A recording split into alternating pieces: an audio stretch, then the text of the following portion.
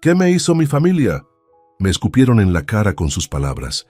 Me llamaron inservible, apestoso, que ya no servía para nada. Mi propia nuera me empujó por las escaleras queriendo matarme, y mi hijo, en lugar de ayudarme, se rió. ¿Sabes qué duele más? Que mi nieto de 15 años me golpeaba y me gritaba que me muriera, mientras sus padres lo aplaudían. Todo esto en mi propia casa, la casa que yo construí con mis manos y que ellos quisieron arrebatarme. Eso fue lo que me hizo mi familia, y por eso hoy me atrevo a contarlo. No sé por qué me toca vivir esto, pero quiero contarlo, porque tal vez alguien más lo ha pasado y no se ha atrevido a decirlo.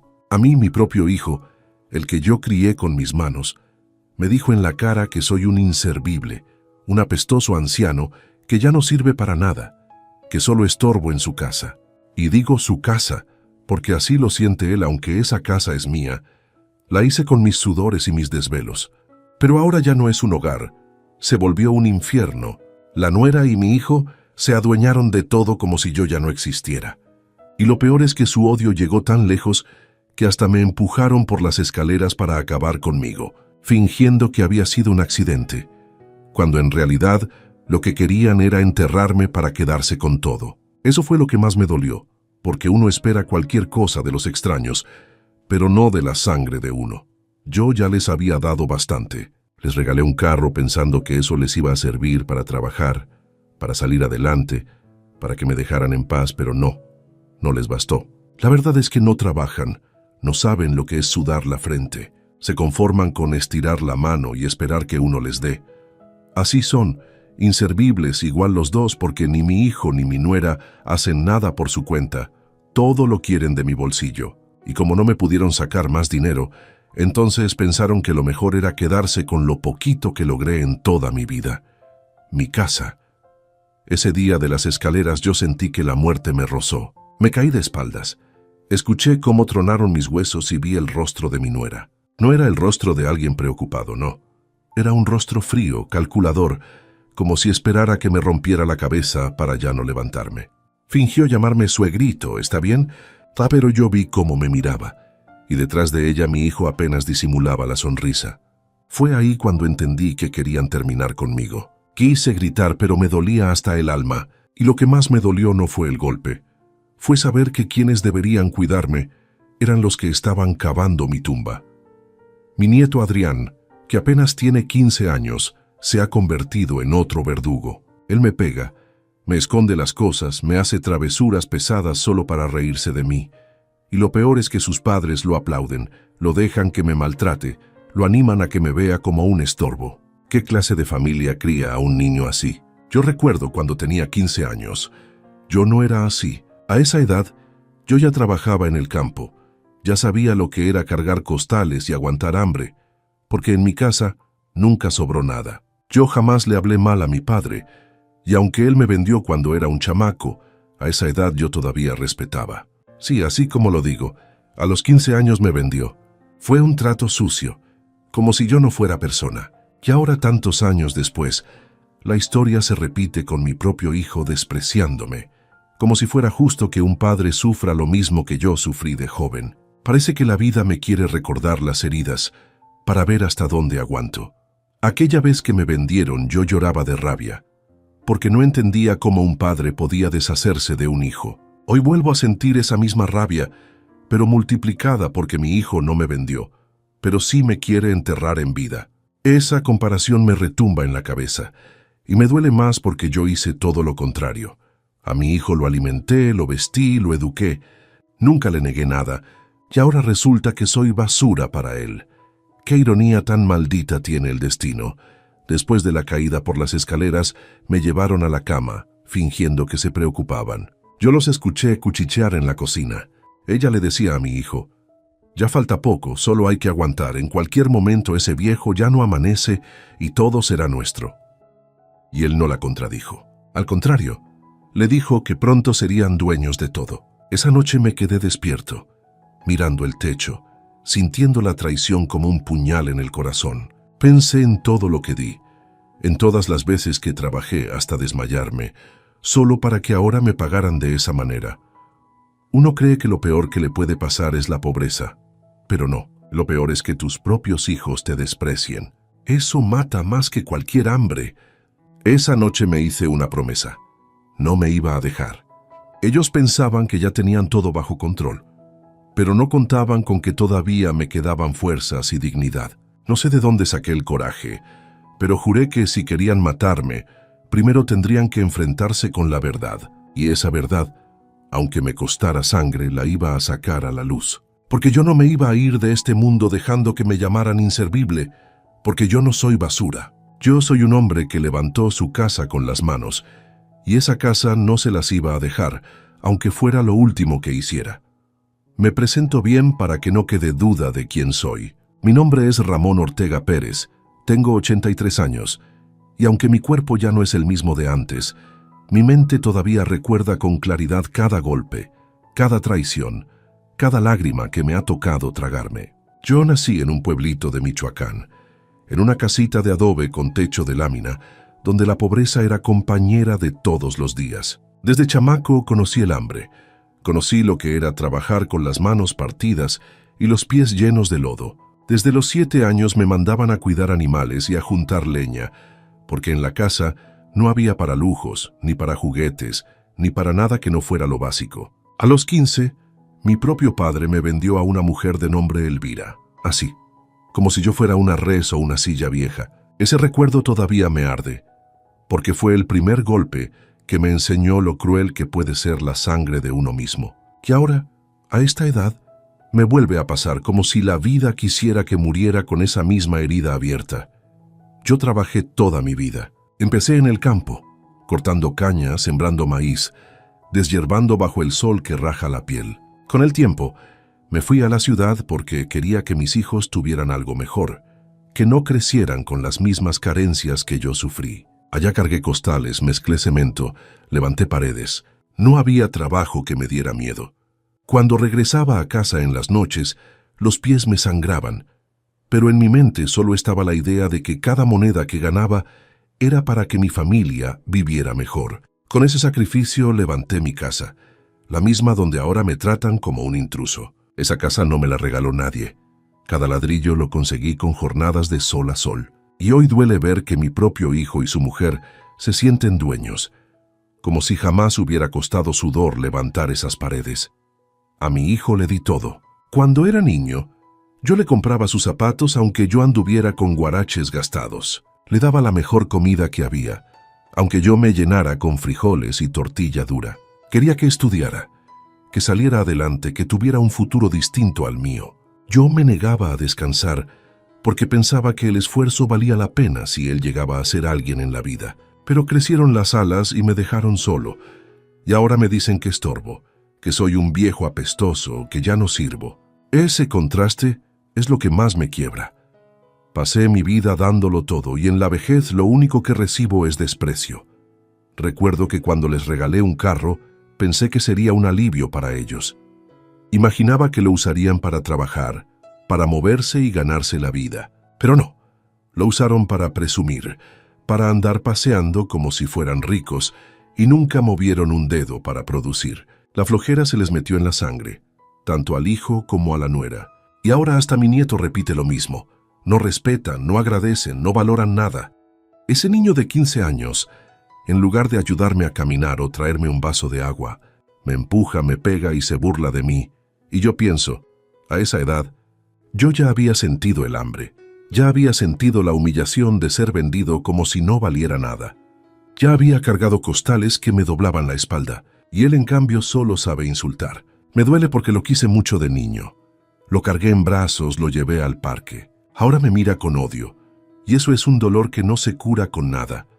A veces me pongo a pensar en cómo era la vida antes, cuando en el pueblo se respetaba a los mayores. A los ancianos se les escuchaba, se les cuidaba, porque se sabía que la experiencia es un tesoro. Ahora ya no. Ahora nos ven como un estorbo, como un gasto, como alguien que ocupa espacio. Y esa idea es la que les metieron a mis propios nietos. Yo nunca pensé que viviría para ver el día en que mi sangre me quisiera fuera de mi propia casa. Pero así es, aquí estoy, contando algo que parece mentira, pero que es mi realidad. No niego que he cometido errores en mi vida, pero de algo estoy seguro. Siempre traté de ser buen padre. Nunca dejé que mis hijos pasaran hambre, nunca les negué techo ni ropa. Que ahora a mis 83 me siento como aquel chamaco de 15 al que vendieron, como alguien que no tiene voz, como alguien que no cuenta. La diferencia es que ahora no soy un niño indefenso. Soy un viejo, sí, pero todavía tengo voz y todavía tengo dignidad. Ellos creen que pueden callarme, pero no saben que en mi interior aún hay fuerza. La vida me enseñó a resistir golpes más duros que este, y si pude sobrevivir a ser vendido a los 15, también voy a sobrevivir a que me quieran sacar de lo que me pertenece. El primer golpe al alma no me lo dieron con las manos, me lo dieron con las palabras. Esa tarde estaba sentado en el patio, mirando cómo el sol caía entre las ramas de los árboles. Yo estaba en silencio, pensando en mi vida, cuando escuché la voz de mi nuera que se reía con desprecio. Mira a tu abuelo. Ni siquiera puede caminar derecho, es un estorbo, un apestoso viejo que ya no sirve para nada, le dijo a su hijo, mi nieto Adrián. Sus palabras me atravesaron como cuchillo, pero lo peor vino después. Adrián, que apenas tiene 15 años, repitió esas frases como si fueran un juego. Se paró frente a mí, me empujó con un palo en el hombro y se rió en mi cara. Sí, eres un inútil, abuelo, hueles feo, ya deberías morirte, me dijo. Yo lo miré con un dolor tan grande que hasta las lágrimas se me atoraron en la garganta. Pero no lloré. Sentí un nudo en el pecho porque ese niño, al que yo cargué en brazos cuando era un bebé, ahora me veía como si fuera basura. Volteé hacia mi hijo, esperando que lo corrigiera, que lo regañara, que al menos le dijera que no hablara así. Pero no, mi hijo se quedó callado. Peor aún, vi cómo se le escapaba una sonrisa de orgullo, como si le causara gracia que su propio hijo me faltara al respeto. Esa imagen no la voy a olvidar nunca, porque fue la confirmación de que ya no tenía a nadie de mi lado. Yo recordaba a ese mismo hijo cuando era pequeño, cuando me buscaba para que lo llevara cargado en mis hombros al río, cuando me abrazaba fuerte y me decía, papá. Verlo ahora, sentado como si nada, dejando que su hijo me escupiera en la cara con palabras, fue como sentir que me arrancaban el corazón. Esa fue la primera vez que sentí que no solo había perdido a mi hijo, sino también a mi nieto. Era como si mi propia sangre se me hubiera volteado. Ese día me quedé callado, porque no supe qué decir. ¿Qué se le puede responder a un niño que uno amó tanto y que ahora le desea la muerte? Sentí coraje, sí, pero más sentí impotencia. Pensaba en cómo a los 15 años yo ya había pasado cosas que ningún muchacho debería vivir, como ser vendido por mi propio padre, y aún así jamás me atreví a faltarle al respeto. Y ahora veía a mi nieto, a esa misma edad, repitiendo palabras de odio que le metieron en la cabeza. Me dolió porque entendí que no eran palabras suyas, eran palabras sembradas por su madre y por su padre. Ellos lo estaban envenenando en vida, enseñándole que la crueldad era normal. Esa herida fue más fuerte que la caída por las escaleras, porque el golpe del cuerpo se cura, pero el golpe del alma se queda para siempre. Después de eso, la nuera siguió humillándome en voz alta. Me dijo que apestaba, que no me bañaba, que olía a viejo. Adrián se burlaba tapándose la nariz cada vez que pasaba cerca de mí. Yo sabía que no era cierto, que yo me cuidaba lo mejor que podía, que todavía tenía dignidad, pero sus burlas dolían más que cualquier golpe. Y mi hijo otra vez solo se hacía el sordo, como si no escuchara. Dentro de mí, algo se fue quebrando. Yo no era un hombre de lágrimas fáciles, pero esa tarde sentí cómo se me mojaron los ojos sin poder evitarlo. No lloré por cobardía ni por debilidad. Lloré por sentir que todo lo que había hecho en mi vida no había servido de nada. Porque criar hijos para que terminen escupiéndote es la peor derrota de un padre. Esa noche me acosté y no pude dormir. Me quedé viendo el techo, recordando a Adrián cuando era un niño pequeño, cuando me pedía que lo llevara a la tienda por una paleta, cuando me abrazaba y me decía, «Te quiero, abuelo». ¿Dónde había quedado ese niño? ¿En qué momento lo perdí? Tal vez lo perdí el día que lo dejé al cuidado de sus padres, que lo criaron con odio, que le metieron en la cabeza que yo era un estorbo. Esa idea me desveló toda la noche, y entre lágrimas secas pensé que la vida me estaba castigando de la peor manera, no con hambre ni con pobreza, sino con el desprecio de los míos. Después de aquella humillación frente a mi nieto, las cosas no mejoraron. Al contrario, empezaron a empeorar cada día. Era como si ese momento hubiera abierto la puerta para que me trataran peor. Empezaron con cosas pequeñas que parecen insignificantes para cualquiera, pero que duelen en el alma de un viejo. A la hora de la comida me servían lo menos. Si había carne, a mí me tocaba el pedazo más chico, o puro hueso. Si había frijoles, a mí me daban lo de abajo ya casi quemado. Yo los miraba, pero no decía nada, porque sabía que si me quejaba se iban a burlar más. Hasta en la mesa se notaba el desprecio, porque ellos comían primero y yo al último, como si no mereciera sentarme con mi propia familia. La nuera inventaba que yo no me bañaba, que olía mal. Decía en voz alta que era insoportable vivir conmigo, que yo ya estaba loco. Lo hacía frente a los vecinos, para ir preparando el terreno, para que todos pensaran que si un día desaparecía o me pasaba algo, era por mi vejez y no por lo que ellos hacían. Yo veía cómo movía la boca con esas mentiras y sentía rabia, pero no respondía. El silencio era mi único refugio. Y en ese silencio me fui dando cuenta de que ellos planeaban algo más grande. No se conformaban con humillarme. Querían sacarme de la casa, querían enterrarme en vida.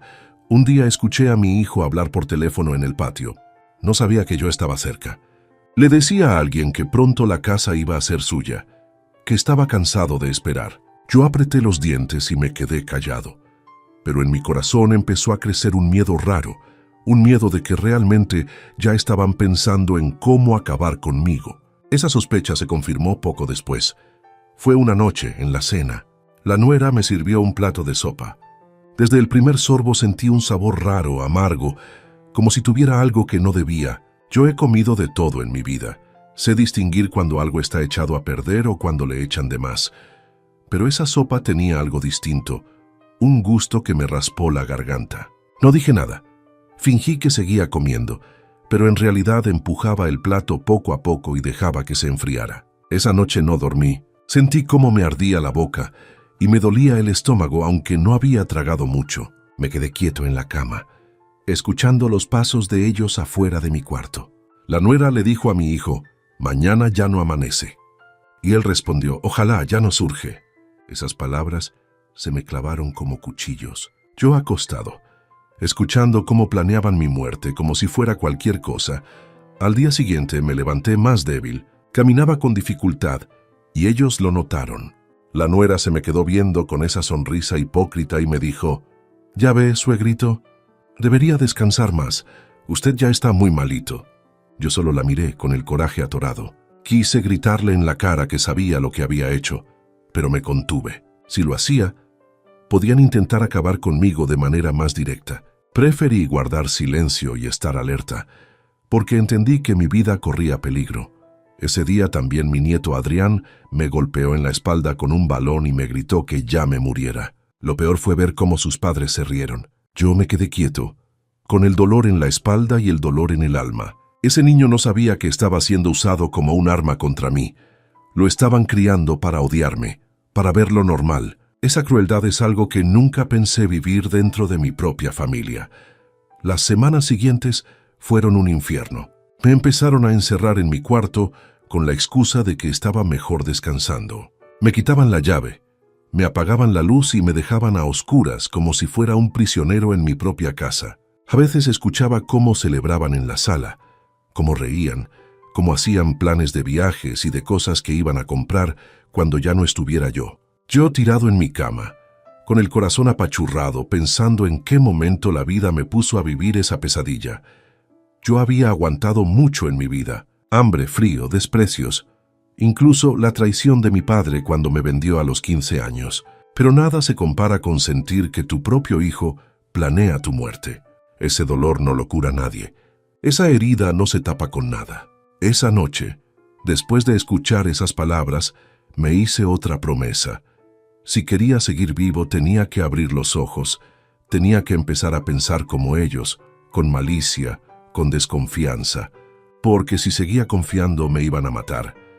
Así empezó la escalada de maltrato, con pequeñas humillaciones que luego se volvieron intentos de envenenarme y encierros como si fuera un perro. Ellos creían que me tenían vencido, que yo ya no tenía fuerzas, pero lo que no sabían es que, aunque mi cuerpo estuviera débil, mi mente todavía estaba despierta. Y en esa mente empezó a crecer la idea de que algún día, tarde o temprano, se iban a topar con la justicia, porque yo no pensaba morirme callado.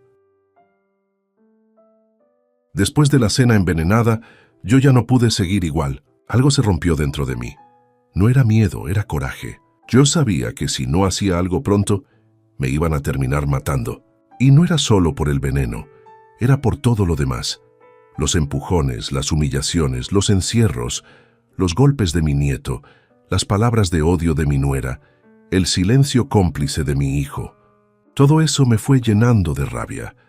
Y llegó el momento en que entendí que ya no podía quedarme callado. Esa noche, mientras escuchaba a la nuera y a mi hijo reírse en la cocina, sentí que ya era suficiente. Me levanté de la cama, encendí una vela y me puse a escribir en una libreta vieja que había guardado desde hace años.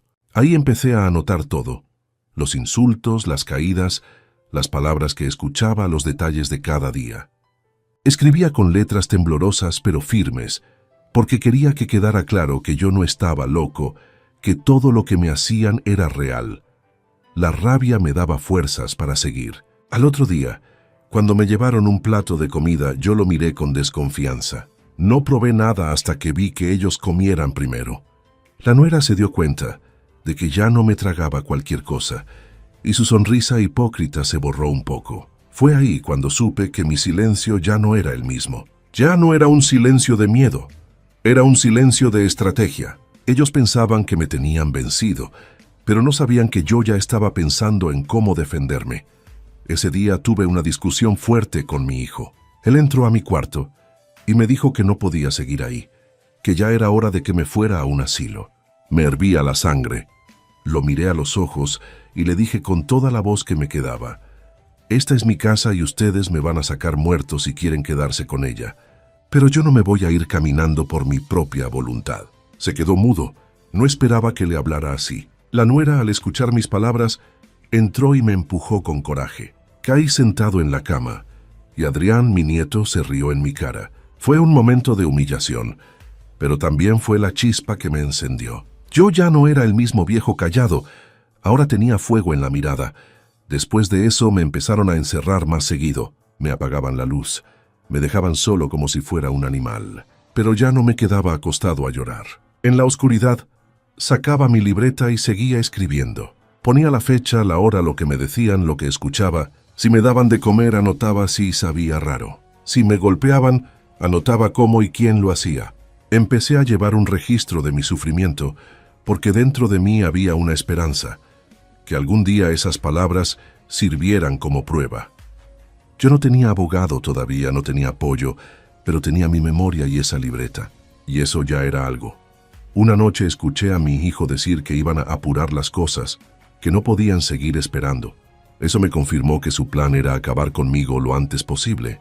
El corazón me latía fuerte y pensé que esa podía ser mi última semana con vida. Me temblaban las manos, pero la rabia me mantenía firme. Decidí que no iba a morir sin luchar. Esa misma noche, después de escuchar esas palabras, me prometí que si lograba salir con vida de ahí, iba a llevarlos frente a un juez. Y aunque no sabía cómo, estaba decidido. El momento de quiebre llegó cuando Adrián, mi nieto, me tiró al suelo con un empujón. Yo me golpeé la cabeza y quedé mareado. La nuera fingió ayudarme, pero sus ojos fríos me dijeron la verdad. No le importaba si me levantaba o no. Yo, tirado en el piso, vi cómo mi hijo entraba y se quedaba mirando. No me levantó, no me preguntó si estaba bien. Solo dijo: «Ya no podemos seguir así, este viejo tiene que irse». Esas palabras me marcaron más que el golpe. Ahí entendí que para ellos yo ya estaba muerto en vida. Y ahí mismo decidí que iba a hacer lo imposible por demostrarles que no me iban a enterrar tan fácil. Esa noche, de rodillas en mi cuarto, con la cabeza todavía doliéndome, levanté la libreta y juré que no iba a quedarme callado. Juré que iba a pelear, aunque fuera lo último que hiciera, porque yo no soy un objeto. No soy un estorbo, no soy un apestoso anciano como ellos dicen. Soy un hombre que trabajó toda su vida, y no voy a dejar que mi final sea decidido por 2 víboras y un hijo malagradecido. Ese fue mi momento de quiebre. Ese día dejé de ser víctima, y me convertí en un hombre que estaba dispuesto a pelear por su dignidad. Después de ese momento de quiebre, cuando decidí que ya no iba a quedarme callado, la vida me puso en las manos algo que nunca pensé que tendría tanta fuerza. Una tarde, mientras revisaba mis cosas viejas escondidas en el ropero de mi cuarto, debajo de unas cobijas apolilladas, encontré un sobre amarillento que yo mismo había guardado muchos años atrás. Ahí estaban los papeles originales de la casa, con mi nombre, mi firma y los sellos del notario.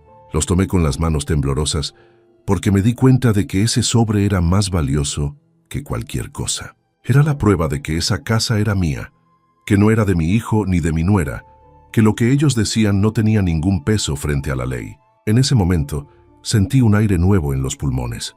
No estaba vencido. Tenía un as bajo la manga que ellos no conocían. Guardé el sobre otra vez en el escondite, pero ahora con más cuidado. Lo envolví en una bolsa de plástico y lo metí en el fondo del ropero. Sabía que si lo encontraban lo iban a destruir, y sin esos papeles yo no era nadie. Esa misma noche, escuché cómo la nuera se quejaba con mi hijo porque no encontraba los documentos.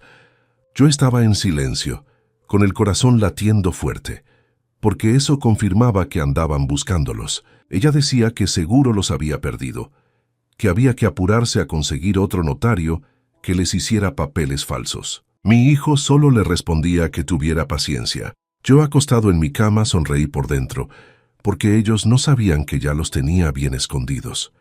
Días después, mientras estaba sentado afuera tomando aire, se me acercó mi vecino, don Eulogio. Es un hombre mayor también, pero con la voz firme y la mirada clara. Me preguntó en voz baja cómo estaba, porque había notado que ya casi no salía. Yo dudé en hablar, pero algo en su tono me dio confianza. Le conté un poco, no todo, solo que las cosas en la casa andaban mal y que mi hijo quería sacarme. Él me escuchó en silencio y luego me dijo algo que me sorprendió. Yo he visto cosas, don Ramón. Yo sé cómo lo tratan y si usted se anima, yo puedo ayudarle.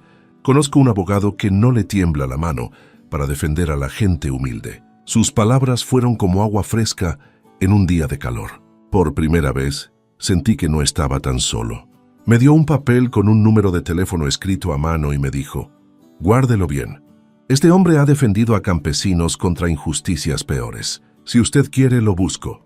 Esa noche no pude dormir. Me quedé pensando en el sobre con los papeles y en el número del abogado. Era como si Dios me hubiera mandado un rayo de esperanza. Ya no era solo un viejo encerrado esperando la muerte. Ahora tenía pruebas y alguien que podía ayudarme. El miedo seguía ahí, pero se empezó a mezclar con algo nuevo, la ilusión de que tal vez podía hacer justicia. Sentí un calor en el pecho que hacía mucho no sentía. Era como si la dignidad que ellos habían pisoteado se hubiera levantado de golpe. Los días siguientes actué con más cuidado. Ya no me mostraba tan débil frente a ellos. Fingía estar distraído, pero en realidad escuchaba todo lo que decían. La nuera seguía con sus insultos, pero yo ya no me dejaba herir igual. Cada palabra que me decía, la convertía en más fuerza para no rendirme. Cuando Adrián me empujaba o me hacía travesuras, yo lo miraba fijo, con los ojos clavados, y él por primera vez empezó a incomodarse. Tal vez no lo entendía, pero sentía que yo ya no era el mismo abuelo sumiso. Eso me dio más seguridad. Empecé a pensar que lo peor ya había pasado, que lo que venía era la pelea verdadera. Una tarde, cuando ellos salieron de la casa, aproveché para abrir otra vez el sobre y revisar todo. Estaban las escrituras, los recibos, los comprobantes de los pagos que había hecho años atrás. Todo con mi nombre. Me temblaban las manos de emoción. Me arrodillé en el suelo y recé, dándole gracias a Dios por no haberme dejado solo. Esos papeles eran la voz que yo necesitaba, la voz que podía hablar por mí cuando ya nadie quería escucharme. Cerré el sobre con cuidado y lo volví a esconder pensando que era como mi tesoro escondido, el arma que iba a usar cuando llegara el momento. Esa noche soñé que me paraba frente a un juez, mostrando los papeles, y que mi hijo y mi nuera se quedaban callados, sin poder decir nada. Me desperté sudando, pero con una sonrisa. Ya no soñaba con la muerte, soñaba con la justicia. Ese cambio fue lo que me devolvió las ganas de seguir viviendo. Y aunque sabía que el camino no sería fácil, estaba listo. Ellos creían que yo estaba acabado, pero no contaban con que tenía un as bajo la manga. A veces la memoria duele más que los golpes. Uno puede curarse una herida del cuerpo, pero las heridas del alma se quedan abiertas, aunque pasen los años. Yo, a mis 83, cargo recuerdos que me pesan como costales llenos de piedras. Cuando me siento en el patio en silencio, los recuerdos me vienen como si fueran escenas de una película que no puedo apagar. Que aunque quisiera olvidarlos, ahí siguen, recordándome quién soy y todo lo que he vivido. Tal vez por eso no me quebré del todo cuando mi hijo me traicionó, porque ya desde joven me habían enseñado lo que era ser despreciado. Me acuerdo de cuando tenía 15 años y mi propio padre me vendió. No fue un favor ni un acuerdo. Fue como vender un animal. Se lo repito a quien me escucha porque todavía me duele. Yo estaba lleno de ilusiones.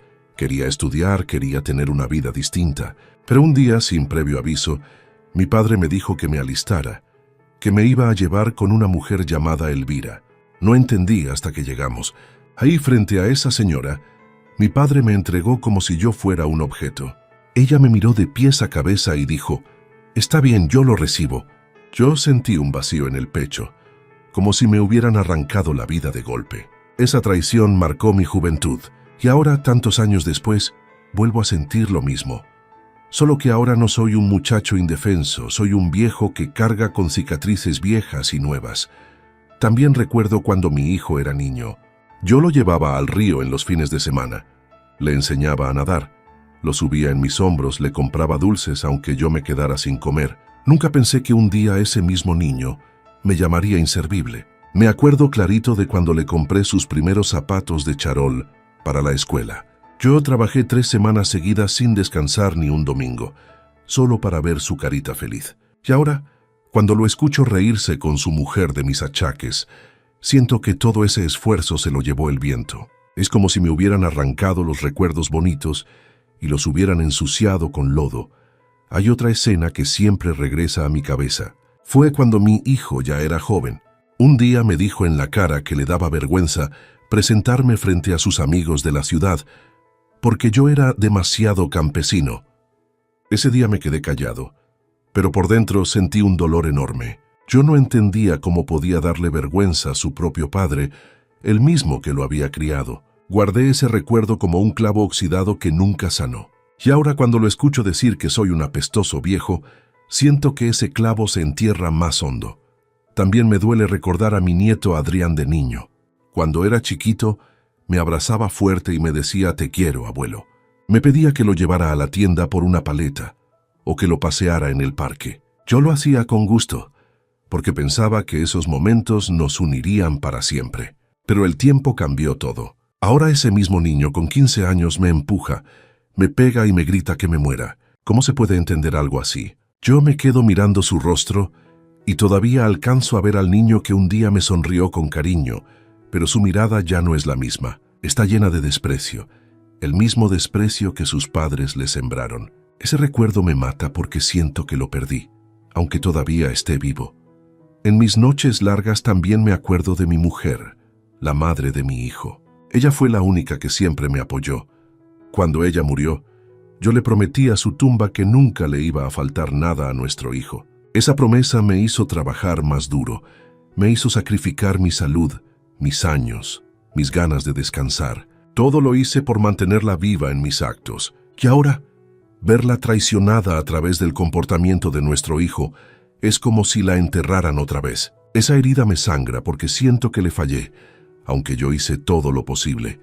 Cada recuerdo de humillación pasada me fortalece. Suena raro, pero es así. Recordar cuando fui vendido me recuerda que sobreviví. Recordar las veces que mi hijo me avergonzó me hace ver que aguanté. Recordar los insultos de mi nieto me da rabia, pero también coraje para no rendirme.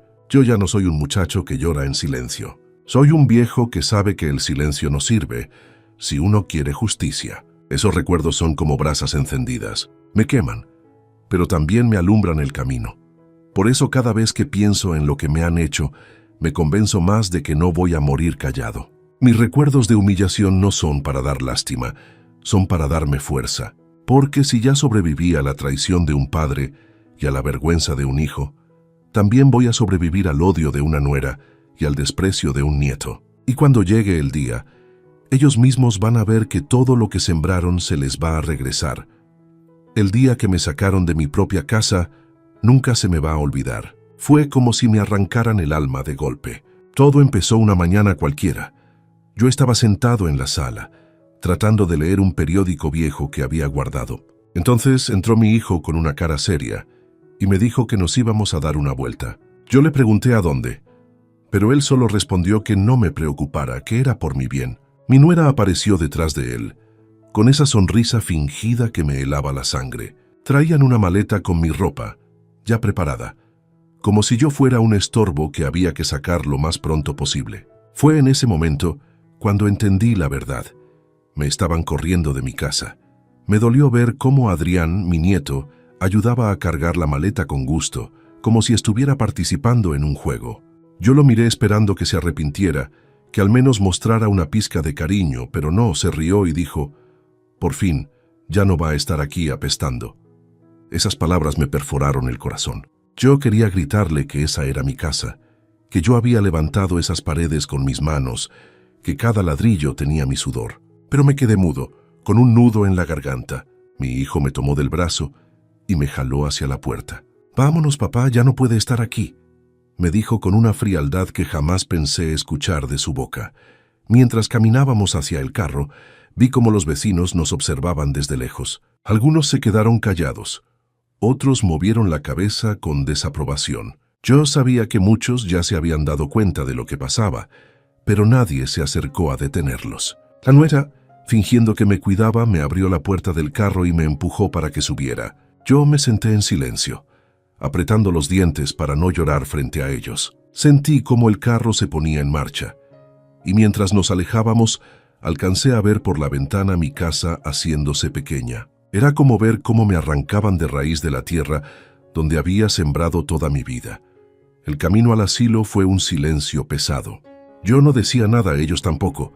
Solo escuchaba la respiración de mi hijo, tranquila, como si estuviera satisfecho de lo que estaba haciendo. En mi mente pasaban imágenes de todos los años que pasé en esa casa. Las fiestas, las cenas familiares, las risas de mis hijos cuando eran niños. Todo eso se mezclaba con la realidad de ese momento. Mi propio hijo me estaba desterrando de mi hogar. Cerré los ojos para no llorar, pero sentí cómo las lágrimas se me escapaban. No eran lágrimas de debilidad, eran de impotencia. Cuando llegamos al asilo, la nuera se bajó primero y fue a hablar con la recepcionista. Fingía preocupación, diciendo que yo necesitaba cuidados, que ya no podía estar solo en casa. Todo era mentira, pero lo decía con tanta seguridad que cualquiera le creía. Mi hijo bajó mi maleta y me ayudó a salir del carro, pero no con cariño, sino con prisa, como si quisiera deshacerse de mí rápido. Yo caminé despacio, mirando el edificio gris del asilo. Olía a desinfectante y a tristeza. Desde las ventanas vi a otros ancianos que me miraban con ojos apagados. Sentí un escalofrío porque supe que yo estaba entrando a una cárcel disfrazada de refugio. Me llevaron a una habitación pequeña, con una cama de metal, un buró viejo y una ventana que daba a un patio triste. Mi nuera me acomodó las cosas en silencio, y antes de irse se inclinó hacia mí y me dijo en voz baja: «Aquí se va a quedar hasta que se muera. Ya no moleste más en la casa». Yo la miré a los ojos y sentí cómo la rabia me quemaba por dentro. Mi hijo no dijo nada. Solo me dio una palmada en el hombro, seca, sin emoción, y salió tras ella. La puerta se cerró y me quedé solo. Ese ruido del portazo fue como una sentencia. Ya no era dueño de mi casa, ya no era jefe de mi familia. Era solo un viejo arrumbado en un cuarto de asilo. Esa primera noche fue la más dura. Escuchaba a otros ancianos tosiendo, murmurando, algunos llorando en silencio. Me acosté en la cama dura mirando el techo, preguntándome en qué momento había perdido todo. Pensé en mi mujer, en cómo habría llorado si hubiera visto que nuestro hijo me echaba a la calle. Pensé en mis manos, que estaban llenas de cicatrices de trabajo, y me pregunté para qué había servido tanto esfuerzo. Pero entre ese dolor también nació una chispa. Me di cuenta de que no estaba solo del todo. En el pasillo vi a una enfermera que me miró con compasión. Se llamaba Teresa. Fue la primera persona en mucho tiempo que me dirigió una mirada sincera. Supe que ella podía ser un apoyo. Los primeros días en el asilo fueron los más difíciles de mi vida. Yo me sentía como un árbol arrancado de raíz y tirado en un patio seco. No conocía a nadie, no confiaba en nadie, y el dolor de haber sido echado por mi propio hijo todavía me quemaba por dentro. La habitación era fría, con paredes blancas y un olor a humedad que no se quitaba ni con las ventanas abiertas. La cama de metal rechinaba con cada movimiento y me hacía sentir como si estuviera en una cárcel. Pero con el paso de los días, empecé a observar y a darme cuenta de que no era el único que cargaba esa cruz. Había más como yo, ancianos que habían sido olvidados, humillados y arrumbados por sus propias familias. Y al escucharlos, sentí que mi rabia se mezclaba con un extraño consuelo. No era el único traicionado. Una tarde, en el comedor, platiqué con don Esteban, un hombre de 79 años que llevaba 3 años en el asilo. Me contó que su hija lo había dejado ahí porque se había casado con un hombre que no lo quería cerca. Me dijo que era por mi bien, pero en realidad lo que querían era mi pensión, me confesó con los ojos llorosos. Yo lo escuché en silencio, apretando los dientes, porque su historia era un espejo de la mía. También hablé con doña Clara, una mujer que casi no veía, pero que todavía tenía la voz firme. Ella me contó que sus hijos la dejaron en el asilo cuando vendieron la casa familiar. Me dijeron que iban a visitarme cada semana, pero ya pasaron 2 años y nunca han vuelto, me dijo mientras movía las manos como buscando algo que ya no estaba. Esas palabras me atravesaron porque eran las mismas mentiras que me dijo mi hijo cuando me trajo ahí. En medio de esa tristeza, encontré a la enfermera Teresa, la misma que me miró con compasión el primer día. Ella siempre andaba de un lado a otro, cuidando a los internos con paciencia. Un día me preguntó cómo me sentía y yo, por primera vez, me atreví a decirle la verdad, que no estaba ahí por gusto, que mi hijo me había corrido de mi casa. Ella me miró con seriedad y me dijo, «Yo lo sospechaba, don Ramón. Usted no habla como un hombre loco ni como un anciano perdido. Usted habla con claridad. No se preocupe, yo le voy a ayudar». Esas palabras me dieron un poco de paz. Sentí que tenía a alguien que me creía, alguien que veía más allá de la fachada que mi hijo y mi nuera habían montado. Unos días después, conocí a don Manuel, un hombre mayor que había sido juez en su juventud. Aunque sus piernas ya no lo sostenían bien, su mente estaba intacta. Platicamos en el patio y al escuchar mi historia, me dijo algo que me abrió los ojos. «Si usted tiene pruebas, puede defenderse. La justicia todavía existe, aunque tarde en llegar. No deje que le arrebaten lo que es suyo». Yo lo miré sorprendido, porque no esperaba encontrar un consejo así en ese lugar. Me contó que él había visto muchos casos de hijos que intentaban despojar a sus padres y que varios habían terminado en la cárcel. Sus palabras me dieron fuerza, porque me confirmaron que no estaba loco, que lo que yo sentía era real y que todavía podía luchar. Con el tiempo empecé a adaptarme al asilo, no porque me gustara, sino porque entendí que ahí podía planear mejor. Observaba todo, las visitas, los horarios, los movimientos de las enfermeras. Tomaba nota mental de quién entraba, quién salía y cómo funcionaban las cosas. Aprovechaba cada momento de soledad para seguir escribiendo en mi libreta, detallando todo lo que me habían hecho. Teresa me consiguió papel extra y me lo pasaba escondido entre las revistas. A veces me preguntaba por qué lo hacía, y ella solo me respondía, «Porque usted no merece estar aquí». Esa ayuda me levantaba el ánimo. Una tarde recibí una llamada en el teléfono del asilo. Era don Eulogio, mi vecino. Me habló en voz baja para que no lo escucharan. Me dijo que había visto a mi nuera presumir en el mercado que pronto toda la casa sería de ella, que ya no faltaba mucho. Yo apreté el auricular con rabia, sintiendo que las palabras me confirmaban todo lo que ya sabía, pero al mismo tiempo me dieron valor, porque ahora no solo era mi palabra, ya había testigos.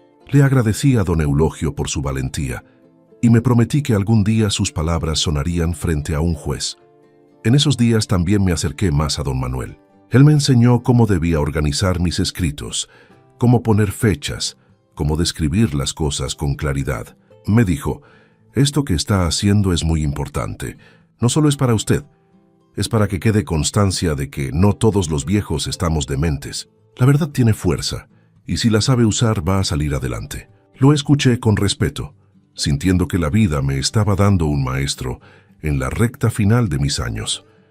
El día que decidí dar el siguiente paso fue cuando Teresa, la enfermera, me puso en las manos un teléfono escondido. Ella sabía que yo tenía que hablar con alguien de confianza y no quería que los demás se enteraran. Saqué del bolsillo el papel que me había dado don Eulogio con el número del abogado. Me temblaban las manos al marcar, porque nunca en mi vida había pedido ayuda legal. Cuando contestó, le expliqué en voz baja quién era yo, mi edad, mi situación. Me escuchó con calma y al final me dijo: «Don Ramón, yo le voy a ayudar, pero necesito pruebas. No basta con palabras. Si usted tiene documentos o testigos, podemos empezar». En ese momento, supe que la semilla de la justicia estaba germinando. Esa misma tarde, con el corazón latiendo fuerte, le conté a Teresa sobre los papeles originales de la casa que tenía guardados en el ropero. Ella me miró seria y me dijo: «Don Ramón, eso es oro. Esos documentos valen más que todo lo que su hijo y su nuera inventen». Yo asentí con lágrimas en los ojos, porque comprendí que no estaba loco al pensar que aún podía defenderme. Decidimos que tenía que recuperarlos pronto, antes de que ellos los encontraran. Y ahí nació el plan. A los pocos días, el abogado fue a visitarme al asilo. Era un hombre de mediana edad, con mirada firme y un trato sencillo, como de gente que no anda con rodeos. Se presentó y me dijo: «Yo no vengo a prometerle milagros. Vengo a prometerle que vamos a pelear con lo que tengamos». Sus palabras me dieron confianza. Me pidió que le contara todo desde el principio. Yo hablé durante horas, recordando cada humillación, cada empujón, cada palabra de desprecio. Le hablé del veneno en la sopa, de las risas en la cocina, de la caída por las escaleras. Le mostré mi libreta con todas las notas escritas por mí. Él la hojeó despacio y me dijo: «Esto es muy valioso. Muestra que usted ha estado consciente de todo. Es un diario de abuso. Guárdelo, porque lo vamos a necesitar». Sentí un nudo en la garganta, pero también una luz de esperanza. Por primera vez alguien me decía que lo que yo escribía tenía un propósito. El abogado también me explicó que necesitaba testigos. Le hablé de don Eulogio, el vecino que había escuchado y visto cosas. Me dijo que eso era excelente, que con su declaración se podía reforzar el caso. También me preguntó si alguien más en el asilo había notado algo. Pensé en Teresa y en don Manuel. El primero era un ángel guardián, la segunda una enfermera honesta y el tercero un ex juez que sabía de leyes. Yo le dije que sí, que tenía gente que podía hablar por mí. El abogado sonrió y me dijo: «Entonces no estás solo. Créame, don Ramón, con esto podemos hacer mucho». Esa noche no pude dormir, pero esta vez no fue por miedo, sino por nervios. En mi mente repasaba todo lo que el abogado había dicho. Empecé a imaginar el día en que me parara frente a un juez y contara mi verdad. Pensaba en la cara de mi hijo y de mi nuera, cuando vieran que el viejo que creían acabado todavía tenía voz. Esa imagen me dio fuerzas. No sé cómo explicarlo, pero sentí que algo en mi interior despertaba. Ya no era solo un anciano esperando la muerte. Era un hombre que estaba planeando recuperar su dignidad. Los días siguientes los aproveché para seguir escribiendo más detalles. Teresa me traía hojas extras, y yo llenaba cada una con mi letra temblorosa. Don Manuel me aconsejaba cómo redactar con claridad. No se quede en emociones, describa hechos, nombres, fechas. Eso es lo que pesa en la justicia, me decía. Yo lo escuchaba con respeto, porque él sabía de lo que hablaba. Así fui armando un pequeño archivo de mi sufrimiento, que poco a poco se convertía en un archivo de pruebas. El abogado también me advirtió que debía ser paciente. Ellos van a pelear, van a intentar ensuciarlo, van a decir que usted está loco, que no sabe lo que dice, pero si usted se mantiene firme, vamos a salir adelante. Yo le respondí con la voz más fuerte que pude. No me importa que sea mi hijo, no me importa que sea mi propia sangre. Prefiero morir peleando que seguir callando. Él me miró serio y me dio la mano. En ese apretón de manos sentí que no estaba vencido. Esa noche, mientras me recostaba en la cama del asilo, pensé en todo lo que había pasado. Recordé a mi padre vendiéndome a los 15 años. Recordé a mi mujer ya muerta. Recordé a mi hijo llamándome inservible. Recordé a mi nieto riéndose de mí. Y luego pensé en los papeles escondidos, en la libreta llena de pruebas, en Teresa, en don Manuel, en el abogado. Por primera vez en mucho tiempo, Vi que la balanza podía inclinarse a mi favor. Cerré los ojos y recé en silencio. Dios mío, dame fuerzas para llegar hasta el final. No quiero venganza, quiero justicia. El primer enfrentamiento cara a cara llegó más rápido de lo que pensé. Una mañana, mientras estaba sentado en el patio del asilo tomando el sol, vi entrar a mi hijo. Caminaba con paso firme, con esa cara seria que siempre pone cuando quiere imponer miedo. Saludó a la enfermera de manera falsa, como si viniera a visitarme con cariño, pero yo lo conocía bien. Su mirada no era de hijo preocupado, era de alguien que venía a intimidar. Se sentó frente a mí y por unos segundos no dijo nada. Solo me observaba con una sonrisa seca, como queriendo medir mis fuerzas. Yo lo miré de regreso sin bajar los ojos, porque sabía que ese momento era clave. Papá, empezó diciendo en voz baja, ya me enteré de que andas hablando cosas de nosotros, que andas inventando mentiras. Mira, te lo digo claro, si intentas arruinarnos te vas a arrepentir. Tú ya estás viejo, nadie te va a creer. Mejor quédate callado y termina tus días tranquilo aquí. Sus palabras me cayeron como piedras, pero no me doblaron. Antes yo me habría quedado callado, tragándome la rabia, pero ese día no. Lo miré fijo, directo a los ojos y le respondí con calma, yo no invento nada. La verdad no se inventa, y no estoy solo. Tarde o temprano la justicia va a hablar por mí. Él se sorprendió. No esperaba que le contestara así. Se inclinó hacia mí apretando los dientes y me dijo, no sabes con quién te estás metiendo.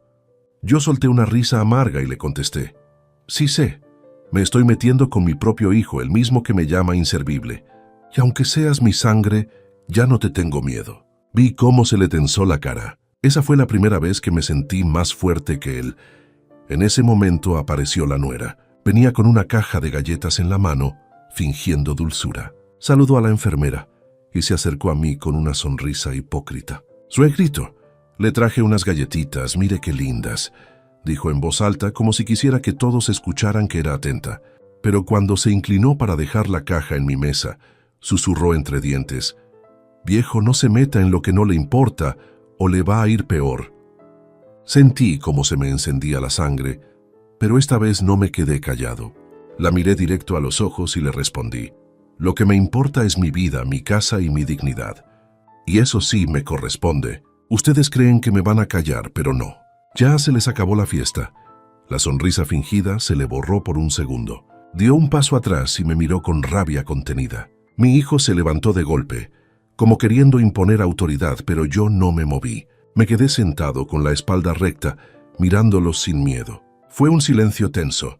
La nuera trató de recuperar la compostura y me dijo, «Ay, suegrito, qué carácter, mejor coma sus galletitas y descanse». Yo empujé la caja hacia un lado y respondí en voz alta, para que la enfermera y otros escucharan. Yo no necesito sus regalos. Necesito respeto, y aquí todo mundo sabe que no lo he tenido. Esa frase hizo que varios ancianos que estaban cerca voltearan a mirar. Ellos se sintieron incómodos, porque sabían que la gente ya empezaba a sospechar. Mi hijo me susurró, «Esto no se va a quedar así». Yo le contesté, «No, no se va a quedar así. Se va a aclarar frente a un juez». Vi cómo se le desencajaba el rostro. Estaba acostumbrado a un padre callado, a un viejo que bajaba la cabeza. Ese día se dio cuenta de que ese padre ya no existía. Antes de irse, mi nuera me lanzó una última mirada de odio. «Usted no sabe lo que hace», dijo.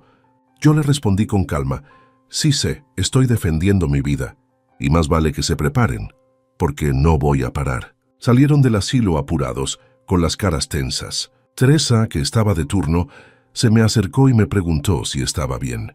Yo respiré hondo y le dije, «Por primera vez en mucho tiempo sí lo estoy, porque ya no les tengo miedo». Después de ese primer enfrentamiento, yo sabía que no se iban a quedar de brazos cruzados. Mi hijo y mi nuera eran como víboras. Mientras más las pisas, más veneno sueltan. Y así fue. Los días siguientes empezaron a moverse con más malicia. Intentaron un plan nuevo, hacer que todos creyeran que yo estaba loco. Querían que mi palabra no valiera nada. Esa era su estrategia, y la jugaron con descaro. Una mañana llegó un doctor al asilo. Decían que era para hacerme un chequeo de rutina, pero desde que lo vi supe que algo no estaba bien. El hombre apenas me miraba a los ojos. Solo hacía preguntas rápidas como cumpliendo un trámite. Me preguntó cosas absurdas como qué día era, qué año, cuántos hijos tenía. Yo respondí con claridad, pero él asentía sin interés. Después me enteré por Teresa que ese doctor había sido contactado por mi nuera. Querían que firmara un diagnóstico falso diciendo que yo sufría demencia senil. Con eso, me quitarían cualquier derecho y podrían quedarse con la casa sin problema. Cuando supe eso, me hervía la sangre. Pensé que otra vez querían borrarme, pero ahora de manera legal, como si yo fuera un fantasma que ya no existe. Teresa me dijo, «No se preocupe, don Ramón, yo estuve presente y sé que usted respondió bien. Si ellos intentan usar ese papel, yo voy a declarar lo contrario». Esa promesa me dio tranquilidad. Saber que alguien estaba dispuesto a jugarse su nombre por mí fue como un alivio en medio de la tormenta. Pero no fue el único intento. También supe que quisieron sobornar a un enfermero del turno de la noche. Le ofrecieron dinero para que dijera que yo me levantaba a gritar cosas incoherentes y que golpeaba las puertas. El enfermero, que al principio parecía dispuesto, terminó arrepintiéndose y le contó todo a don Manuel, el ex juez. Él, con su voz firme, me dijo, «Eso se llama manipulación de testigos y si lo intentan, se hundirán más rápido». Sus palabras me dieron calma, pero también rabia, porque ya no era solo maltrato, ya era una guerra abierta contra mí. El colmo llegó un día que trajeron a Adrián, mi nieto, al asilo. Según ellos era para visitarme, pero en realidad era parte del plan. Lo empujaron a que me insultara frente a todos. El muchacho se paró en medio del comedor y gritó, «Mi abuelo está loco, se inventa cosas. Ya ni debería estar vivo». Sentí como si me arrancaran el corazón otra vez. Pero algo inesperado pasó. Uno de los ancianos que estaba ahí, con un celular que le habían dejado sus hijos, grabó todo. Grabó al nieto insultándome. Grabó cómo mis hijos se reían en el fondo. Ese video se convirtió en una prueba más de lo que vivía. Yo no sabía en ese momento que estaban grabando, pero cuando me lo mostraron, sentí una mezcla de dolor y satisfacción. Dolor por ver a mi nieto hundirse en esa crueldad, pero satisfacción porque ahora tenía evidencia real. Esa grabación llegó a manos del abogado gracias a Teresa, y cuando la vio dijo, «Esto es una joya». «No se preocupe, don Ramón, ellos solitos están cavando su tumba». Yo lo miré con lágrimas en los ojos, porque nunca imaginé que un simple celular pudiera volverse mi defensa. Era como si la vida me estuviera diciendo que, aunque ellos me quisieran borrar, siempre habría una forma de que la verdad saliera a la luz. Los días siguientes fueron tensos. Cada vez que mi hijo y mi nuera iban al asilo, se notaba su desesperación. Ya no eran las mismas sonrisas hipócritas. Ahora tenían el ceño fruncido, los ojos llenos de rabia. Se notaba que ya no se sentían tan seguros. Me lanzaban amenazas veladas. «Viejo, deja de hacer ruido o te va a ir peor», me decía mi hijo. «Nadie te va a creer, entiéndelo», insistía la nuera. Pero yo ya no bajaba la cabeza. Ya no les tenía miedo. Solo los miraba y respondía. «Cada palabra que sueltan es una prueba más contra ustedes». Esa seguridad mía los desesperaba más. Y esa desesperación los llevó a cometer más errores. Una noche escuché a mi hijo hablando por teléfono en el pasillo del asilo. No se dio cuenta de que yo estaba cerca. Le decía a alguien que necesitaban apretar al juez, que tenían contactos para que el caso no avanzara. Yo lo escuché todo, y al día siguiente se lo conté al abogado. Él me aseguró que eso, si se comprobaba, era corrupción y podía hundirlos más. Fue entonces cuando entendí que la guerra estaba en su punto más alto. Ya no era solo un pleito familiar, era una batalla de dignidad contra el abuso. Ellos usaban mentiras, sobornos y amenazas. Yo usaba la verdad, las pruebas y la fuerza de no rendirme. Y aunque sabía que todavía quedaba lo peor, también sabía que la justicia estaba más cerca.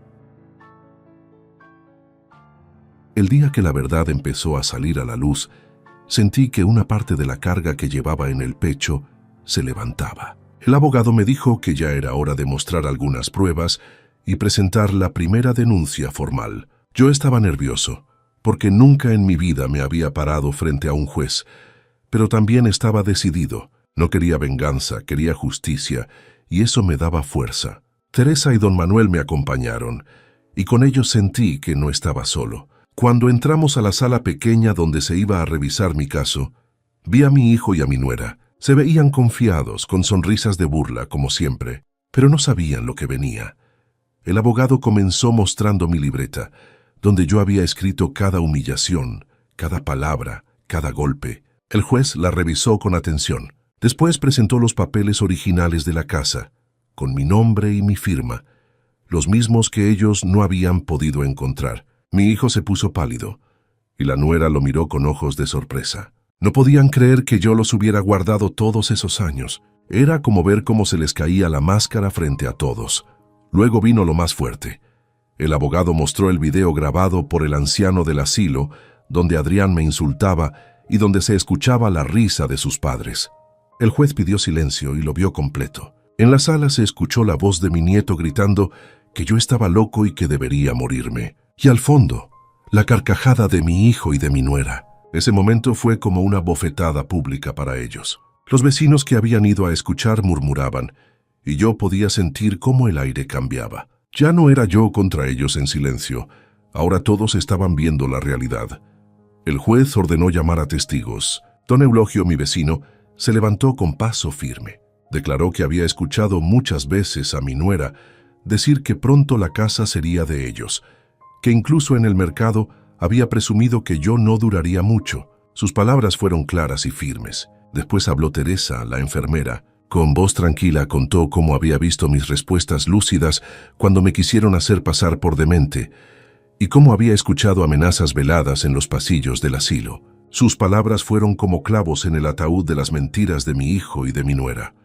En ese momento, la seguridad de ellos empezó a desmoronarse. La nuera trató de interrumpir, diciendo que todo era mentira, que yo estaba manipulando a la gente. El juez la mandó callar con severidad. Mi hijo, desesperado, intentó decir que el video estaba manipulado, pero nadie le creyó. La gente en la sala murmuraba frases como «¡Qué vergüenza! ¿Y cómo pueden tratar así a su propio padre?». Esa humillación pública fue más dura para ellos que cualquier castigo físico. Después de la audiencia, la noticia corrió rápido. En el pueblo ya se sabía que mi hijo y su mujer me habían maltratado, que habían intentado envenenarme, que habían querido declararme loco. La gente que antes los saludaba empezó a darles la espalda. En el mercado la nuera ya no podía caminar tranquila. Una señora le gritó «¡Y asesina de viejos!». Otros le murmuraban a las espaldas. Ella bajaba la mirada, pero yo sabía que por dentro ardía de coraje. Mi hijo también empezó a sentir el rechazo. En el trabajo la gente lo señalaba y algunos vecinos le retiraron el saludo. Era como si, poco a poco, el mismo pueblo los estuviera castigando. Yo desde el asilo me enteraba de todo por don Eulogio y por otros que me visitaban. Al principio me daba tristeza porque, aunque me habían hecho tanto daño, seguían siendo mi familia. Pero después entendí que lo que estaba pasando era justicia. Ellos sembraron desprecio y odio, y eso mismo estaban cosechando. La reputación que tanto cuidaban se estaba hundiendo, como piedra en agua. Una tarde, mientras estaba en el patio del asilo, un grupo de ancianos se me acercó. Me dijeron, «Don Ramón, gracias por hablar. Usted nos da valor, porque muchos vivimos cosas parecidas, pero no nos atrevemos a decirlo».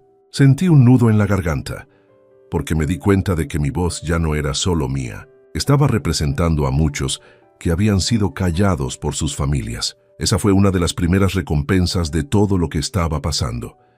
La caída social de mi hijo y de mi nuera fue el primer castigo. Ya no eran vistos como una familia decente, sino como traidores. Y lo mejor de todo era que ellos mismos se habían expuesto. Yo solo había hablado la verdad, y la verdad los estaba aplastando. Esa fue la primera victoria en una guerra que todavía no terminaba. El día del juicio grande llegó. Yo sentía que mis piernas ya no me respondían, pero el corazón me latía como cuando era joven. Teresa me acompañó y don Manuel, el ex juez, me dio unas palabras de aliento antes de entrar. «Don Ramón, no se preocupe, la justicia es lenta, pero llega. Usted ya ganó desde el momento en que habló». Esas palabras me dieron valor. Entramos a la sala y ahí estaban ellos, mi hijo y mi nuera, sentados juntos pero con las caras tensas. Ya no eran las mismas sonrisas confiadas. Ahora se notaba el miedo. El juez pidió silencio y empezó la audiencia. El abogado presentó una a una las pruebas, las escrituras originales de la casa, los testimonios de los vecinos, la grabación de mi nieto insultándome, las notas de mi libreta. Todo estaba ahí, como piezas de un rompecabezas que mostraban la verdad. Yo, sentado, apretaba mi bastón con fuerza, mirando cómo mis enemigos se iban hundiendo con cada palabra. La nuera intentó defenderse. Se levantó con voz quebrada, diciendo que todo era mentira, que yo estaba viejo y confundido, que los papeles podían ser falsos. El juez la miró serio y le preguntó, ¿tiene pruebas para demostrar eso? Ella se quedó callada, bajando la cabeza. Fue como verla desnuda frente a todos, sin máscara, sin defensa. Mi hijo entonces trató de cargarle toda la culpa a ella. Dijo que él nunca quiso hacerme daño, que había sido su mujer la que lo convenció, que él solo quería lo mejor para mí. Cuando lo escuché decir eso, sentí un golpe en el pecho, no porque me sorprendiera su traición hacia ella, sino porque me dolía ver hasta dónde era capaz de llegar con tal de salvarse. La nuera lo miró con odio y explotó. «No seas hipócrita. Tú fuiste el que planeó todo. Tú dijiste que había que envenenarlo, que había que mandarlo al asilo». Sus gritos retumbaron en la sala y la gente empezó a murmurar. El juez golpeó la mesa para pedir orden, pero ya todos habían visto lo que necesitaban. Ellos mismos se estaban traicionando frente a todos. Era la prueba viva de que lo que yo decía era verdad. Yo los miraba con tristeza, pero también con una calma extraña. Era como si el mundo por fin me estuviera devolviendo la dignidad que me habían arrebatado. Después llegó el momento de los testigos. Don Eulogio habló con firmeza, relatando cómo escuchó a la nuera presumir que pronto la casa sería de ellos. Teresa declaró con claridad cómo habían intentado manipular al médico y cómo yo siempre había respondido con lucidez. Incluso el enfermero que quisieron sobornar se presentó, confirmando que le habían ofrecido dinero para mentir. Cada testimonio era un clavo más en el ataúd de las mentiras de mi hijo y su mujer. Cuando llegó mi turno de hablar, me puse de pie con el bastón en la mano. La sala estaba en silencio. Miré al juez y le dije, «Señor juez, yo no vengo aquí a pedir venganza. Yo solo quiero justicia». Esa casa la levanté con mis manos. Cada ladrillo lo puse yo. Y lo único que he recibido de mi hijo y su mujer son golpes, humillaciones y traiciones. Quisieron matarme para quedarse con lo mío. Pero yo no soy un loco ni un anciano perdido. Soy un hombre que todavía respira y que tiene derecho a vivir con dignidad. Sentí que la voz me temblaba, pero cada palabra salió clara. El juez escuchó con atención y al final dictó su resolución. Dijo que las pruebas eran suficientes, que el intento de homicidio y el despojo estaban comprobados. Ordenó prisión preventiva para ambos mientras se llevaba el juicio completo. En ese momento vi cómo los policías se acercaban a esposarlos. Mi nuera empezó a gritar, a decir que era injusto, que todo era un complot. Mi hijo, desesperado, la señalaba a ella diciendo que todo era culpa suya. La sala entera los miraba con desprecio. Era la caída pública que tanto habían temido. Mientras los sacaban, escuché los gritos de la nuera. «Viejo maldito, esto no se va a quedar así». Y escuché a mi hijo balbucear amenazas vacías. «Vas a pagar por esto, papá». Pero ya no me dolía. Sus palabras ya no tenían poder sobre mí. Los vi alejarse esposados, con las caras desencajadas, y sentí una paz que no había sentido en años. La gente en la sala empezó a murmurar. Algunos se acercaron a darme la mano, otros me miraron con respeto. Yo solo me senté, cansado, pero con el alma más ligera. Ese día no gané riquezas ni trofeos. Ese día recuperé lo más importante, mi dignidad. Y lo hice frente a todos, para que quedara claro que los viejos no somos basura. Cuando el juez dictó sentencia definitiva, sentí que todo mi cuerpo se aflojaba, como si me hubieran quitado una piedra de encima. Mi hijo y mi nuera fueron condenados a varios años de cárcel por intento de homicidio y despojo. Al escucharlo, ellos comenzaron a gritar como animales acorralados. La nuera lloraba, insultaba, decía que era inocente, pero nadie le creyó. Mi hijo, con la mirada perdida, me veía como si yo fuera el culpable de su desgracia. En el fondo me dolió, porque aunque me había hecho tanto daño, seguía siendo mi sangre. Pero entendí que la justicia estaba haciendo lo que yo no pude, ponerle un alto. Ese día, cuando los vi esposados, escuché a la gente en la sala murmurar con asombro. Algunos decían que por fin se estaba haciendo justicia, otros que era una vergüenza lo que habían hecho conmigo. Fue un juicio duro pero necesario. Cuando los sacaron, mi nieto Adrián estaba presente. Él lloraba desconsolado, gritando que no quería que sus padres se fueran. Esa imagen me desgarró el alma. Por dentro me partía verlo así, porque a pesar de todo era mi nieto, un muchacho que todavía no entendía el peso de lo que había hecho. Yo sentí remordimiento, no por la condena de sus padres, sino porque él era el que iba a cargar con la vergüenza de ser hijo de 2 traidores.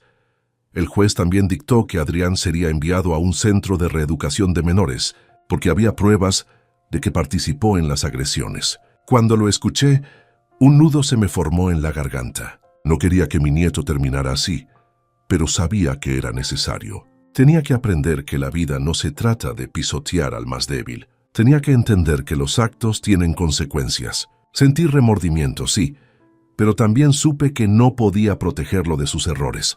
Al salir del tribunal, el abogado me dio la mano y me dijo: «Don Ramón, lo logramos. Ahora puede estar tranquilo». Teresa me abrazó con lágrimas en los ojos, como si fuera de su propia familia. Don Manuel sonrió y me dijo: «La justicia tarda pero llega. Usted lo comprobó». Yo solo pude agradecerles, porque sin ellos jamás habría tenido la fuerza de llegar hasta ahí. Esa fue mi última gran batalla, y no la gané solo. La gané porque Dios me puso ángeles en el camino. Los días siguientes fueron extraños. Volví a mi casa, la misma que me habían arrebatado, pero ya no era igual. Caminé por los pasillos y me llené de recuerdos. Las risas de mis hijos de pequeños, los abrazos de mi mujer, las fiestas familiares. Todo eso se mezclaba con las humillaciones recientes, con los gritos de inservible, con las risas de burla. La casa seguía siendo mía, pero las cicatrices también estaban ahí. Me senté en mi sillón viejo, ese que todavía resistía, y por primera vez en mucho tiempo respiré profundo. Era mi hogar, mi lugar, y lo había recuperado. La gente del pueblo empezó a mirarme con respeto. Algunos vecinos venían a saludarme, a felicitarme por haber tenido el valor de hablar. Otros me pedían perdón por no haber intervenido antes. Yo no guardaba rencor, porque entendía que muchos tienen miedo, pero sentí orgullo de haber demostrado que los viejos también podemos levantar la voz. No somos basura, no somos estorbos, somos personas con derecho a vivir en paz. Sin embargo, no todo era alegría. En las noches, me invadía un sentimiento de remordimiento por Adrián. Pensaba en él, en su carita de niño cuando me pedía paletas, en cómo me abrazaba diciendo que me quería. Luego recordaba sus insultos, sus empujones, sus risas crueles. Sentía una mezcla de dolor y esperanza. Dolor porque lo había perdido. Esperanza porque tal vez en el centro de reeducación aprendiera lo que sus padres nunca le enseñaron: respeto y humildad. Rezaba por él todas las noches, pidiendo que Dios le abriera el corazón. El último gesto que hice fue guardar mi libreta, la misma donde escribí todo, en el cajón de mi buró. No la rompí ni la quemé, porque quería que quedara como testimonio. Esa libreta era la prueba de que yo no me rendí, de que aunque me quisieron matar, yo me aferré a la verdad. Cada hoja era un pedazo de mi dignidad recuperada. La dejé ahí por si algún día Adrián volvía y quería leerla. Tal vez así entendería todo lo que pasó. Una tarde, sentado en mi sillón, mirando por la ventana, vi a los niños del barrio correr y jugar. Sonreí, porque a pesar de todo la vida seguía. Cerré los ojos y sentí paz. Ya no tenía miedo de morir, porque sabía que lo había hecho todo para defenderme. Me arrancaron a mi familia, sí, pero no pudieron arrancarme la dignidad. Esa fue mi victoria final. Y con una lágrima rodando por mi mejilla sonreí, porque sabía que había recuperado lo único que de verdad importa: el respeto hacia mí mismo. Estamos una vez más por acá, huevón. Una noche más por acá, muchachos, con ustedes. Qué bueno verlos por acá. Aplausos. No lo merecemos, no lo merecemos. Después de un día tan berraco, huevón. Después de un día tan agitado. Aquí estamos. Invictos. Me gustó esto. ¿Cómo vamos, parceros? Buenas noches, háblamelo de Ledan. ¿Todo bien o qué? ¿Cómo estás, parcerito? Háblamelo, Pirlo. Pirlo 420 en la casa. ¿Cómo va, hermano? ¿Cómo va todo? ¿Cómo va todo, mi socio? ¿Qué es lo que es? ¿Cuál es la movida, parce? Papi, está lloviendo bien rico. Es la última... Yo creo que es la última lluvia de primavera, weón. No, bueno, lluvia de primavera. De hecho, principios de lluvia de primavera. Parcero, la verdad que hoy estoy muy bien, huevón. A pesar de que casi no cuento la historia hoy, huevón. Papi, cae y me parto la cabeza. Literalmente. Papi, estaba moviendo unas cosas, me caí el camión, huevón, me di como una vuelta para atrás, papi. Y había una piedrota, marica. Por suerte que la cabeza no me cayó ahí, parce, pero sí me alcancé a doblar ¿cómo se llama eso? El tobillo, marica. Vamos una vez más por acá, huevón. Una noche más por acá, muchachos, con ustedes. Qué bueno verlos por acá. Aplausos. No lo merecemos, no lo merecemos. Después de un día tan berraco, huevón. Después de un día tan agitado. Aquí estamos. Invictos. Me gustó esto. ¿Cómo vamos, parceros? Buenas noches, háblamelo de Ledán. ¿Todo bien o qué? ¿Cómo estás, parcerito? Háblamelo, Pirlo. Pirlo 420 en la casa. ¿Cómo va, hermano? ¿Cómo va todo? ¿Cómo va todo, mi socio? ¿Qué es lo que es? ¿Cuál es la movida, parce? Papi, está lloviendo bien rico. Es la última. Yo creo que es la última lluvia de primavera, weón. No, bueno, lluvia de primavera. De hecho, principios de lluvia de primavera. Parcero, la verdad que hoy estoy muy bien, huevón. A pesar de que casi no cuento la historia hoy, huevón. Papi, cae y me parto la cabeza. Literalmente. Papi, estaba moviendo unas cosas, me caí el camión, huevón, me di como una vuelta para atrás, papi. Y había una piedrota, marica. Por suerte que la cabeza no me cayó ahí, parce, pero sí me alcancé a doblar ¿cómo se llama eso? El tobillo, marica. Vamos una vez más por acá, huevón. Una noche más por acá, muchachos, con ustedes. Qué bueno verlos por acá. Aplausos. No lo merecemos, no lo merecemos. Después de un día tan berraco, huevón. Después de un día tan agitado. Aquí estamos. Invictos. Me gustó esto. ¿Cómo vamos, parceros? Buenas noches, háblamelo de Ledán. ¿Todo bien o qué? ¿Cómo estás, parcerito? Háblamelo, Pirlo. Pirlo 420 en la casa. ¿Cómo va, hermano? ¿Cómo va todo? ¿Cómo va todo, mi socio? ¿Qué es lo que es? ¿Cuál es la movida, parce? Papi, está lloviendo bien rico. Es la última. Yo creo que es la última lluvia de primavera, weón. No, bueno, lluvia de primavera. De hecho, principios de lluvia de primavera. Parcero, la verdad que hoy estoy muy bien, weón. A pesar de que casi no cuento la historia hoy, weón. Papi, cae y me parto la cabeza. Literalmente. Papi, estaba moviendo unas cosas, me caí el camión, weón, me di como una vuelta para atrás, papi. Y había una piedrota, marica. Por suerte que la cabeza no me cayó ahí, parce, pero sí me alcancé a doblar ¿cómo se llama eso? El tobillo, marica. Vamos una vez más por acá, huevón. Una noche más por acá, muchachos, con ustedes. Qué bueno verlos por acá. Aplausos. No lo merecemos, no lo merecemos. Después de un día tan berraco, huevón. Después de un día tan agitado. Aquí estamos. Invictos. Me gustó esto. ¿Cómo vamos, parceros? Buenas noches, háblamelo de Ledán. ¿Todo bien o qué? ¿Cómo estás, parcerito? Háblamelo, Pirlo. Pirlo 420 en la casa. ¿Cómo va, hermano? ¿Cómo va todo? ¿Cómo va todo, mi socio? ¿Qué es lo que es? ¿Cuál es la movida, parce? Papi, está lloviendo bien rico. Es la última. Yo creo que es la última lluvia de primavera, weón. No, bueno, lluvia de primavera. De hecho, principios de lluvia de primavera. Parcero, la verdad que hoy estoy muy bien, huevón. A pesar de que casi no cuento la historia hoy, huevón. Papi, cae y me parto la cabeza. Literalmente. Papi, estaba moviendo unas cosas, me caí el camión, huevón, me di como una vuelta para atrás, papi. Y había una piedrota, marica. Por suerte que la cabeza no me cayó ahí, parce, pero sí me alcancé a doblar ¿cómo se llama eso? El tobillo, marica. Vamos una vez más por acá, huevón. Una noche más por acá, muchachos, con ustedes. Qué bueno verlos por acá. Aplausos. No lo merecemos, no lo merecemos. Después de un día tan berraco, huevón. Después de un día tan agitado. Aquí estamos. Invictos. Me gustó esto. ¿Cómo vamos, parceros? Buenas noches, háblamelo de Ledán. ¿Todo bien o qué? ¿Cómo estás, parcerito? Háblamelo, Pirlo. Pirlo 420 en la casa. ¿Cómo va, hermano? ¿Cómo va todo? ¿Cómo va todo, mi socio? ¿Qué es lo que es? ¿Cuál es la movida, parce? Papi, está lloviendo bien rico. Es la última. Yo creo que es la última lluvia de primavera, weón. No, bueno, lluvia de primavera. De hecho, principios de lluvia de primavera.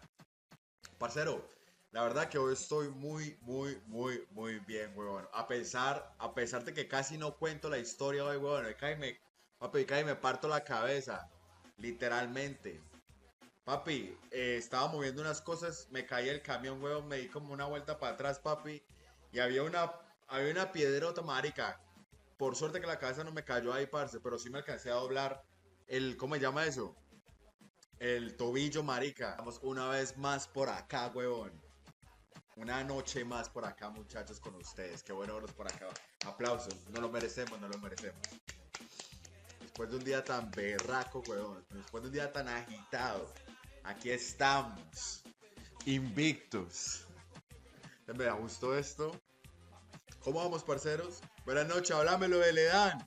¿Todo bien o qué? ¿Cómo estás, parcerito? Háblamelo, Pirlo. Pirlo 420 en la casa. ¿Cómo va, hermano? ¿Cómo va todo? ¿Cómo va todo, mi socio? ¿Qué es lo que es? ¿Cuál es la movida, parce? Papi, está lloviendo bien rico. Es la última. Yo creo que es la última lluvia de primavera, weón. No, bueno, lluvia de primavera. De hecho, principios de lluvia de primavera. Parcero, la verdad que hoy estoy muy bien, weón. A pesar de que casi no cuento la historia hoy, weón. Papi, cae y me parto la cabeza. Literalmente. Papi, estaba moviendo unas cosas, me caí el camión, weón, me di como una vuelta para atrás, papi.